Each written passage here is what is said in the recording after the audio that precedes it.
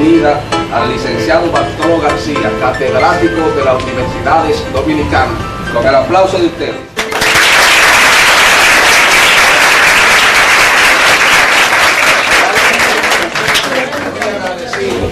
Que un hombre de tanto conocimiento como el licenciado Bartolo García esté compartiendo con nosotros para aportarnos cada día en este mundo de la ciencia y del conocimiento. Señores, sin más preámbulo, hoy vamos a recibir la charla Estrategia de Producción Discursiva con el señor, el licenciado Bartolo García Molina.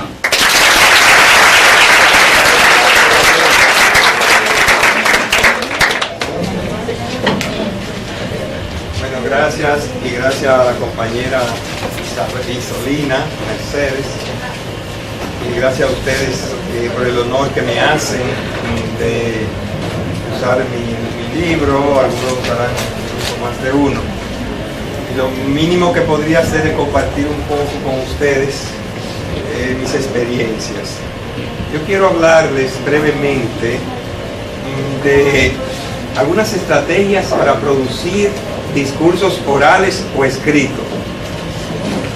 Yo le he llamado estrategias macroestructurales porque son estrategias que tienen que ver con el texto en sentido general. Y la voy a diferenciar con un concepto un tanto errado que hay sobre los llamados actos de habla. Normalmente le llaman actos de habla, narración, descripción, diálogo, etc. Yo tengo una tesis un tanto distinta, porque yo creo que en definitiva son estrategias que usamos para producir algunos discursos. Fíjense que a veces uno puede utilizar estrategias más pequeñas, que le podríamos llamar microestructurales. Por ejemplo, cuando no podemos decir directamente las cosas, podríamos recurrir a la reticencia, o sea, decirla a media. Decir, bueno, yo quisiera, pero, y lo deja sobreentendido, que podríamos llamar reticencia, pero ese tipo de estrategia afecta solo una parte del discurso, por tanto le podríamos llamar microestructurales. O la ironía, por ejemplo, que a veces decimos algo con un significado aparente, pero tiene un significado posterior. Y la ironía tiene la peculiaridad que si no nos conviene, si en un momento dado no podemos sostenerla, podemos cancelar el discurso y decir, bueno, pero no era eso lo que yo quería decirte. Por ejemplo, una persona dice, pero tan inteligente que tú eres, en un contexto donde tal vez ha cometido una torpeza, obviamente que lo quiere decir es que es bruto, pero si se te ofende, tú puedes decir, no, pero yo no decía por mal. O sea, está cancelando el segundo significado. Y así podríamos coger los llamados, o las llamadas figuras literarias, escribiríamos que en realidad serían microestrategia discursiva. Pero las que me interesan son las macro, o sea, las que afectan todo el discurso. Comenzando con la narración. Cuando narramos, en realidad recurrimos a una de las herramientas que nos da la lengua. ¿Por qué narramos y no describimos, o no dialogamos, o no exponemos? Eso depende de las circunstancias. Puede ser que en un momento dado quisiéramos trazar el desenvolvimiento de algunas acciones para conseguir algún efecto, porque nadie narra por narrar, algo quiere conseguir. Los seres humanos somos, se podría decir, animales narrativos. Un niño, desde que puede ser lo más tierno posible, desde que le cuentan algo, no importa que sean 5 palabras, que quieran contar algo, de una vez capta la atención. Seguro ustedes recordarán aquellos momentos en que su padre, un pariente, le contaba algo, no importa, hasta una anécdota, porque ya eso es narrar, de una vez captaba la atención. En la clase, cuando la maestra o el maestro nos contaba algo, hasta un chiste que nos contara, ya captaba nuestra atención. Por tanto, en determinado momento, hasta como maestros, podíamos decir, déjame contarle algo. o para llamar la atención de una persona, déjame contarle algo, déjame contarle esto, o para conseguir un efecto determinado. ¿Qué tal si yo le cuento cómo me fue en tal situación? Es más, le voy a contar mi vida para que comprenda por qué yo soy así, cuando estamos enamorados, que estamos haciendo pareja, que estamos ya en un nivel de confluencia, de identificación, de construcción de un proyecto más allá de lo carnal. Comienzan a contarse cosas. ¿Por qué recurre a esa estrategia? Porque en ese momento la narración se constituye en la estrategia más efectiva para conseguir un efecto. En definitiva, hablamos para algo, escribimos para algo y recurrimos, aunque no nos demos cuenta, a una determinada estrategia. Eso se puede también transferir al discurso escrito. Cuando estamos escribiendo en determinado momento podemos decir, pero ¿qué tal si yo cuento aquí una anécdota? Por ejemplo, Jesús recurrió ¿qué tipo de discurso usó Jesús con frecuencia? ¿Recuerdan cómo le llamaban? Que dice parábola. La parábola es una forma de narrar. La narración tiene varias formas. Tiene el chiste, tiene el cuento, tiene la fábula, tiene la novela, tiene también la parábola. Fíjense que desde Jesús se daba cuenta que esas personas no podían entender que él filosofara, que él expusiera grandes principios, entonces se lo comparaba con algo. Le comparaba el reino de los cielos con algo que ellos conocían. Un grano de mostaza, lo comparaba con un rey que hacía eso, ese rey era Dios, obviamente, etc. Entonces Jesús eligió muy conscientemente una estrategia para llegar a las masas de ese entonces, que se llamó, entre otras estrategias, pero usó mucho, mientras más humilde era la persona, más anécdota, o más recurría a las anécdotas. Y las anécdotas son formas de narrar, porque narrar es decir cosas que suceden en el tiempo y que se hacen acciones. Entonces dicen, yo fui allá y ahí me dirigí a tal parte y le dije a fulano esto y va contando. Piense que va pasando el tiempo y van sucediendo acciones. Esa es la esencia de narrar. Por tanto, y en mi tesis, la narración es una estrategia que usamos para construir discursos. No se narra por narrar, y no es como se ha planteado en los libros de texto, que es un acto de habla. Incluso los textos de la Secretaría de Educación dicen que son actos de habla. Eso no son actos de habla. Un acto de habla es una intención comunicativa. Incluso dicen que la pregunta es un acto de habla, que el diálogo es un acto de habla. No es así, es que el acto de habla es la intención. Si yo le digo un determinado, o si, me dice una señorita que está aquí, ¿me puedo tomar una foto con usted?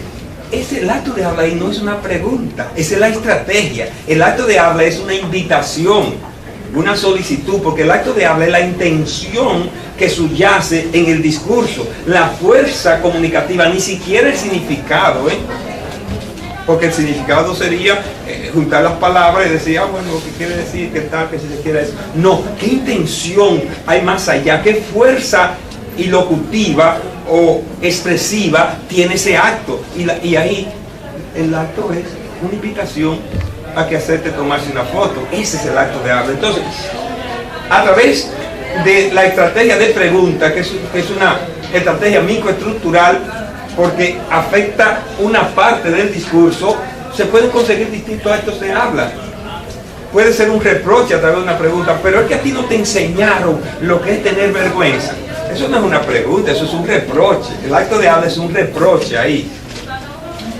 Pero puede ser un halago. Y si tú le dices a alguien que se exprese bien, dice, ¿y cuál fue tu maestra? Un halago doble a la maestra y a él o a ella. Ese es el acto de habla, no la pregunta. Por tanto, la pregunta es una estrategia para conseguir algo.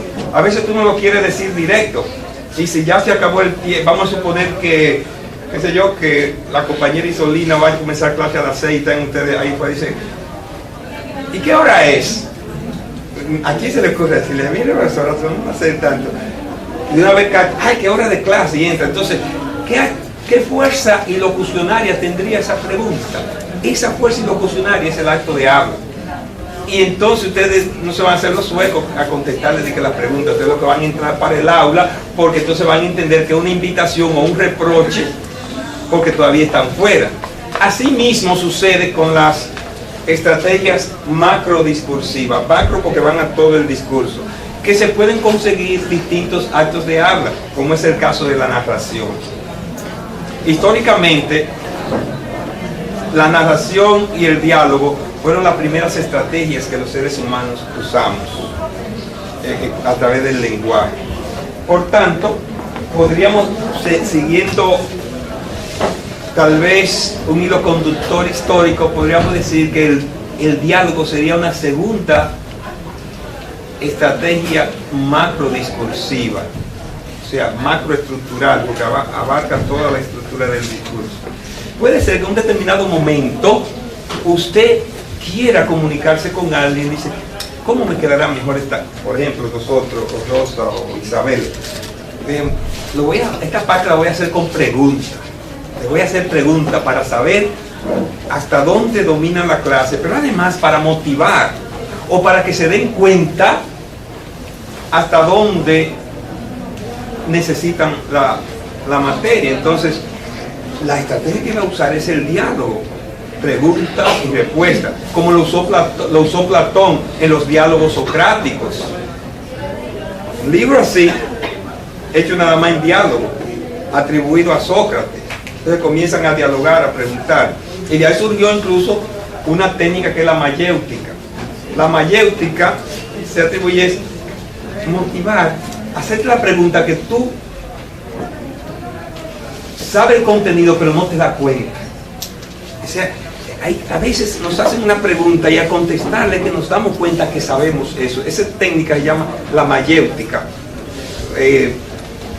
A veces uno le hace una pregunta y tal vez vamos a suponer cuál es la capital de Estados Unidos, y como lo vemos de mucho Nueva York, entonces tú dices Nueva York, y entonces Washington, ¿qué es? ¿De quién es capital? Ah, sí, es la capital de Estados Unidos. Entonces esa última pregunta sería mayéutica porque te sacó algo que tú sabías y lo tenías y no te dabas cuenta. Entonces, en determinado momento el diálogo es un recurso, es una estrategia para comunicarnos, para lograr determinados objetivos en un momento dado. Depende qué querramos, con quiénes nos estemos comunicando para entonces elegir determinadas estrategias. Hay muchos libros basados en diálogo. Por ejemplo, la novela Paula de Isabel Allende comienza para que no se te olvide, para que no andes perdida cuando despiertes, porque esa es la historia que Paula cayó en coma profundo, esta madre amorosa, una escritora que con escribir un libro gana millones de dólares, dejó de hacer todo, se fue a atender a su hija en la cabecera de su país. Tal vez para matarle el tiempo un poco y un gesto de amor, a contarles cosas, convencida como madre que su hija la estaba escuchando, aunque todo el mundo decía que no la estaba escuchando. Ella comienza para que no esté perdida cuando le decía, voy a contarte tu historia. Entonces ella comenzó a contarle de sus antepasados, cómo vivió, y a contar las cosas que iban sucediendo cada día, como si fuera una periodista, para que tenía. Entonces, es una estrategia que usó Isabel Allende. A veces no pensó en principio para escribir una novela. Paula es una obra de amor maternal, de manera que el diálogo es un recurso discursivo, o sea, un recurso para producir discurso. Hay personas que son muy inteligentes y sin embargo no se pueden comunicar, porque a veces le dan un boche a uno cuando uno no resiste un boche. Eso es falta de inteligencia pragmática. O te suben el tono, o te dicen que acompañen tus sentimientos con una voz casi de risa, o al ratico tú lo ves por ahí riendo, entonces como que no, o te amo con un te amo ¿qué dice? Como si estuviera diciendo dame yuca o tal cosa. Entonces, eso es falta de competencia pragmática. Entonces, esa competencia pragmática es que ayuda a la persona a elegir los recursos o las estrategias adecuadas a la situación comunicativa específica. Entonces se elegirá diálogo, se elegirá narración o se elegirá otra estrategia que yo la pongo en tercer rango, no de importancia, sino en el orden histórico en que probablemente surgieron, que es la narración. Y narrar es una manera, y lo dicen bellamente así los textos, de pintar con palabras. Si alguien, describir, si alguien se describe en el aula, entonces yo digo, al fondo, una pizarra que simula nubes negras en el centro y una hermosura de mujer que todavía los años no han podido machitar su belleza.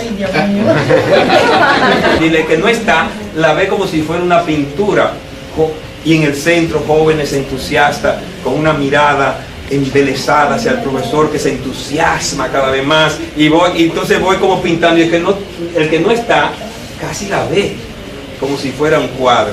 Entonces puede ser que yo quisiera, qué sé yo, vender algo, vender un apartamento, y me gusta el apartamento. En vez de decirle, te vendo un apartamento, tiene tanto, ¿qué estrategia usan los vendedores? Te lo describen, te lo pintan y te entusiasman, porque en ese momento la estrategia que surte efecto es esa. Dice, mira, no solamente dice, tiene, hasta los nombres se lo ponen. En un pasillo dicen que es un estar, y tiene un estar al centro con esto y que lo otro y lo cuanto. Y entonces tiene guardarropa blanca con esto, y a lo mejor un cuartitico que yo qué, pero tú te vas entusiasmando. Y 2 baños, uno tal cosa, y tú dices, oh, pero quiero verlo, porque cuando te lo describen, y es verdad que todo lo que te están diciendo están ahí, pero como eso alimenta, concita tu imaginación, tú comienzas a vivirlo y te despierta el interés. De manera que si alguien fuera a vender algo y no está ahí el bien que se puede vender, probablemente recurra a la estrategia de describir para que pintarle el objeto y se entusiasme. Entonces sería una estrategia. Claro que no es tan así de que separada. Pueden cohabitar, pueden coexistir en un mismo texto todas las estrategias macro discursivas. De hecho, es difícil encontrar una narración pura, porque van narrando. Ustedes se ponen a leer un cuento, y sobre todo una novela, y te van narrando que va haciendo tal cosa y se movió para acá, miró hacia el cielo, y ahí comienza a describir, y vio como copos de nieve caían como si fueran algodón, y ya comienza a describir. Después que termina eso, o llega y está narrando a un personaje, de momento se detiene a pintarlo con palabras, a hacer un retrato o una prosopografía, dependiendo cómo sea. De manera que se recurre alternativamente, a veces sin darnos cuenta. Ustedes las usan, lo que pasa es que tal vez no la han usado conscientemente, porque ustedes narran, describen, dialogan. Ahora, lo que sí tienen es que perfeccionar las estrategias.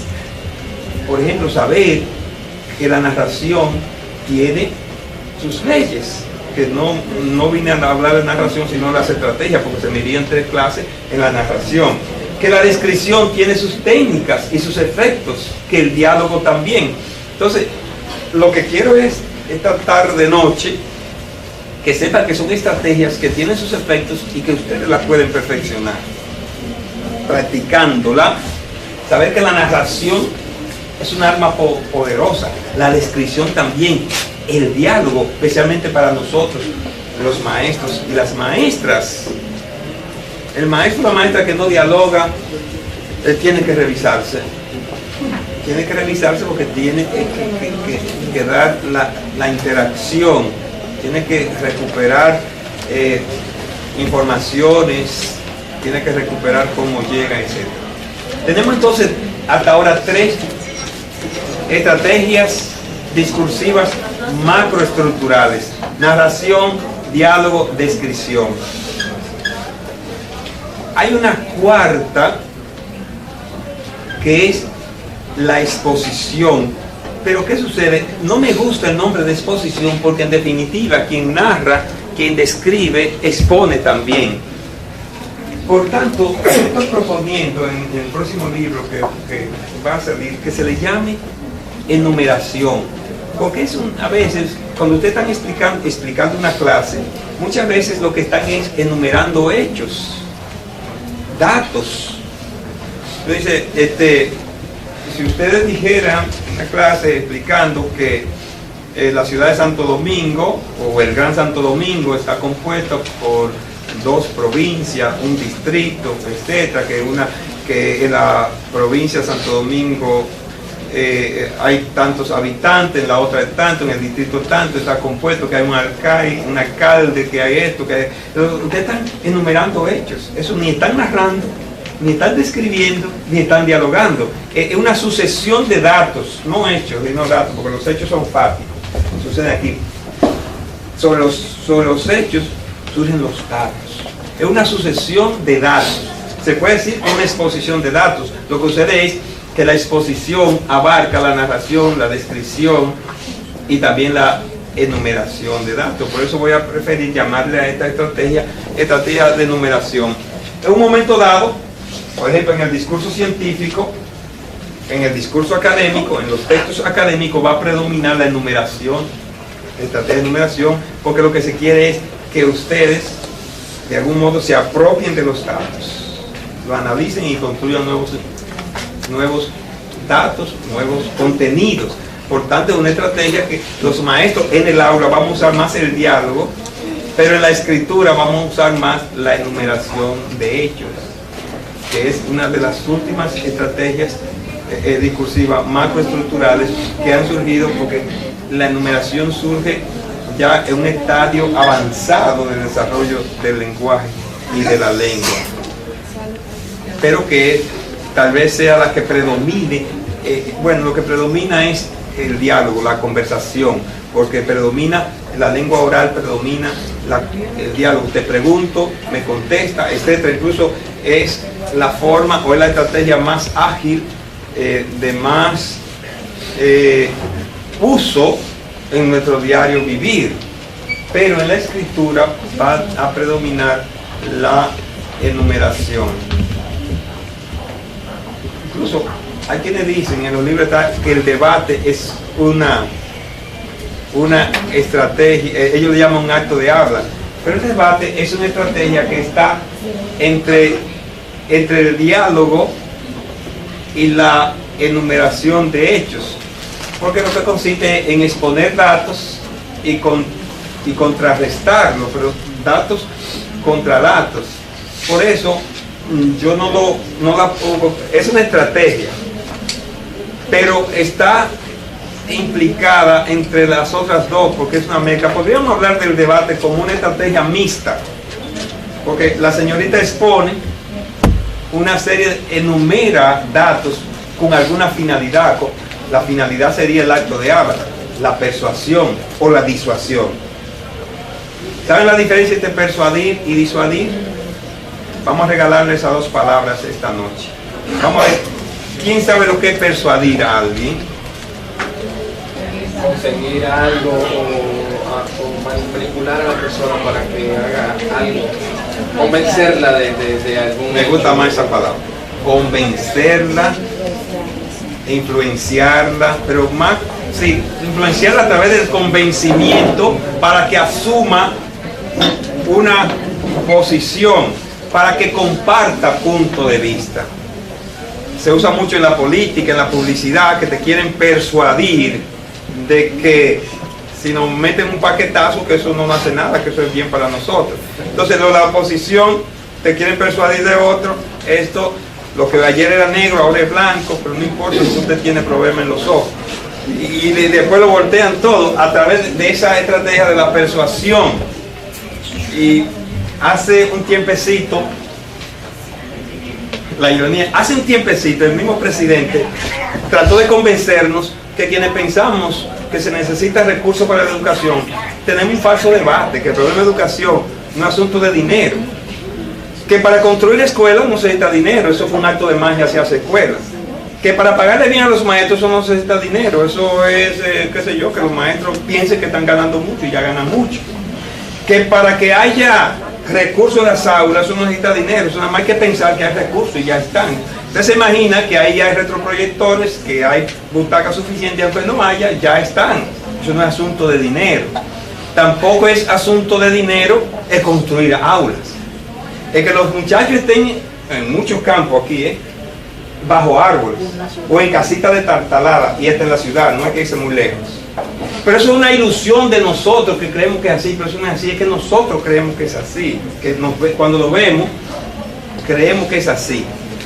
Bueno, el caso es que los genios trataron de persuadirnos de que los maestros y quienes creemos que el futuro de la nación dominicana necesariamente tiene que estar cimentado en las aulas. La patria se construye hoy en las aulas. Aquí, ustedes, las maestras y yo. Porque el nuevo dominicano, que deberá ser diferente a todos los charlatanes que dañan el país, en las aulas.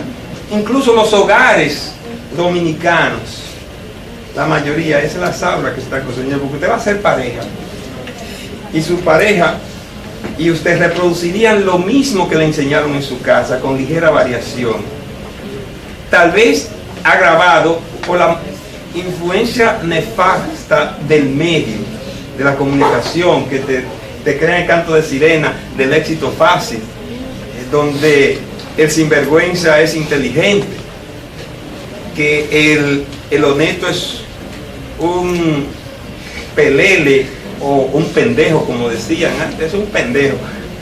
Miren, el que pasa por un puesto y no se hace rico es un pendejo.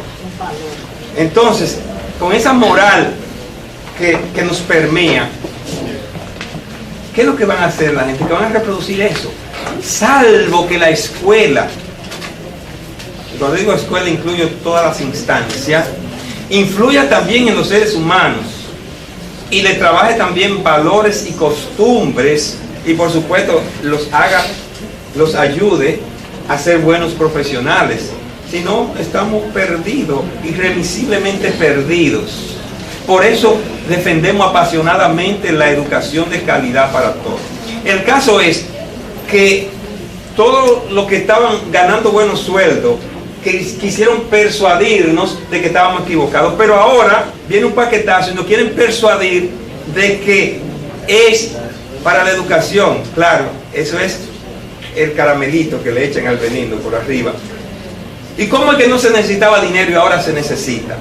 Entonces, a mí y a los otros había que disuadirnos de que eso es un engaño. La persuasión es un convencimiento para que tú asumas una posición que no tiene. Ahora, la disuasión, ¿qué sería?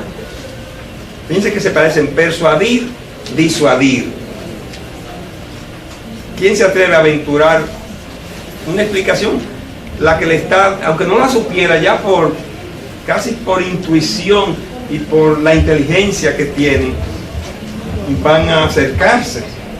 Hacerle entender a una persona que eso no es así, que no está en lo cierto.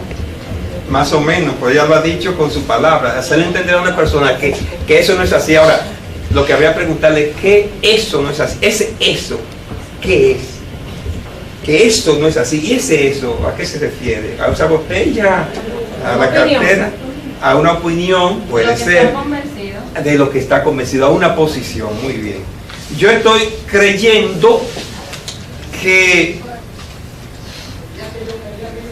estudiar no tiene sentido, porque total viene un tipito por ahí con un pantaloncito apretado, una tipita con un pantalón corto y ya se hace rico. ¿Para qué van a estudiar? O con banca, o qué sé yo, combo, o yola. Entonces tú dices, tú tratas de convencerlo que esa postura es incorrecta, trata de disuadirlo, es como quitarle esa posición. Claro, la disuasión va a implicar también en última instancia una persuasión, porque entonces va a tratar de persuadir lo que asuma, porque no se va a quedar en blanco. Ajá. Entonces pero que esta es una persuasión que tiene que atravesar una disuasión. O sea, tú no vas a creer, tú no vas a asumir que estudiar es bueno si primero no te convenzo de lo contrario, como dice usted, de que eso que tú estás pensando, de que el éxito fácil, que si me hago pelotero, te dice, pero espérate, de cada 1000 que lo intentan, 3 o 4 nada más que llegan, eso es una aventura. Y entonces tú tratas de convencer, así que sigue estudiando por si acaso. En Estados Unidos, ahora esos jóvenes que lo firman es de las universidades, por eso no son tan brutos, de las universidades. A veces le cae el brazo, si son fiches o tienen problemas, pero pueden seguir su carrera. Incluso yo creo que, por ejemplo, Alex Rodríguez, si no me equivoco, es licenciado en administración, y así son personas que pueden, además le ayuda para administrar sus recursos, por eso le dura. Pero los nuestros, los pobrecitos, de verdad, la mayoría, bueno, hay ejemplos que ni voy a mencionar para no tampoco dañar con honra ajena. El caso es que fíjense cómo la estrategia, tú puedes usar distintas estrategias para persuadir o disuadir. Entonces el acto de habla sería la persuasión o la disuasión. Puede ser que tú uses la narración, la descripción. Por ejemplo, si tú quieres convencer a alguien de que está equivocado, tú le narras una historia frustrante, donde en última instancia tú lo que quieres es disuadirlo, o le describe una situación patética. Yo digo, yo tuviera poder en cualquier país, pero sobre todo en este, y yo acepto que pongan anuncios de ron y cigarrillos, pero hay que ponerme ahí todos esos borrachos que están vueltos una porquería en los contenes, historia de hogares desbaratados, historia de jóvenes que han golpeado y hasta matado a su madre o a su hermana o a su padre, que me la pongan ahí. Entonces, contándole esa historia, yo puedo disuadirlo y después persuadirlo. Entonces mi estrategia de contarle una historia frustrante tiene una finalidad: producir un acto de habla, la disuasión, y luego la persuasión. En definitiva, las estrategias que usamos en el discurso no son fortuitas, no son así por así, algo buscamos con ellas, y a veces uno tiene que elegir. Dice, yo quiero convencer a mi hermana o a mis hijos, los que tienen, que son pequeños, de que tienen que estudiar. ¿Cuál es la mejor? Déjame contarles la historia de un joven pobre que gracias a los estudios prosperó, le siguió al país, fue respetado, fue querido, etc. O mi hermana, que porque tiene el cuerpo bonito, cree que ya encontró un hombre y que con eso se va a hacer rica, etc. Déjame contarle la historia de una muchacha hermosa que fue muy exitosa hasta los 27 años, pero que cuando se le marchitaron los senos y comenzó todo, ya no tenía tanta demanda, y entonces terminó pobre y abandonada. Eso no se cuenta así por así. Tal vez con esa historia tú logres convencerla, disuadirla de su postura, y entonces persuadirla a otro de que estudie. Entonces se coge la estrategia. Tú dices, lo más con esta historia, y era lo que Jesús hacía: déjame contarle esto para que lo entiendan, déjame contarle para que comprendan qué es esto, y buscaba esa estrategia. O sea, que cada vez que hablamos, cada vez que escribimos, lo hacemos con alguna finalidad. Ahora, ustedes ya están en un nivel y seguirán avanzando donde las estrategias que utilicen no pueden ser tan al azar. A veces tendrán primero tener claro qué es lo que quieren. Si ustedes van a hablar, qué sé yo, con una hermana, o nosotros tenemos que hablar con nuestros hijos porque hay una conducta inadecuada, lo primero que tenemos que tener claro, ¿qué es lo que queremos? ¿Abochornarlo? ¿Ajustar cuenta con ello? ¿Vengarnos? ¿Saciar nuestra frustración? ¿Rescatarlo o rescatarla? Y tal vez digamos, pero en este momento tiene su autoestima muy baja, lo que necesita es un poco de apoyo. Así que yo lo que voy es a hablar con él y le voy a decir, o con ella, lo mucho que la quiero, con lo mucho que la quiero y lo mucho que espero y confío en ella y que yo soy su amiga y nada más. Algo, porque dice, mi estrategia será contarle eso para que primero recupere eso y sepa que valga, porque muchas veces los jóvenes se lanzan así en brazos de la perdición, porque quienes estamos cerca de ellos o ellas, no demostramos que confiamos, no demostramos que tienen valor, no demostramos que son una riqueza infinita que ellos mismos o ella misma no saben apreciar. Y cuando le abrimos los ojos sin demagogia del inmenso valor que tienen esas personas, comenzando para nosotros mismos, es posible que comiencen a levantarse. Entonces esa estrategia, después le pasará a una segunda etapa donde le cuenta algo, le habla de proyectos, lo que fuera, y va buscando estrategia. Pero si de una vez comienza a decir, es que yo sabía que tú no servías para nada, tú tenías que ser vagabundo, aquello cuanto. ¿Qué estrategia? No pensaste lo que iba a hacer. La estrategia el acto de habla, reproche. Estrategia, recriminarla.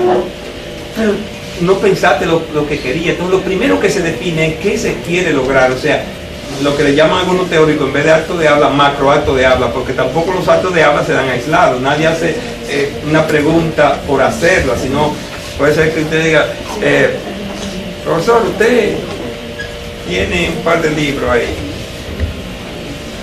Esa pregunta busca algo más por allá. Y después, ¿me puede regalar uno? Es tal cosa. Entonces se va dando en cadena el primer acto de habla, el segundo, el tercero, para lograr entonces algo final, etc. Entonces, así mismo nosotros vamos a ver cuál es el macro acto de habla final que queremos, o sea, cuál es el resultado final que queremos. Entonces decidimos, voy primero a dialogar esto, o le voy a narrar un poco esta situación, o a contársela, o le voy a describir esto, etcétera, etcétera.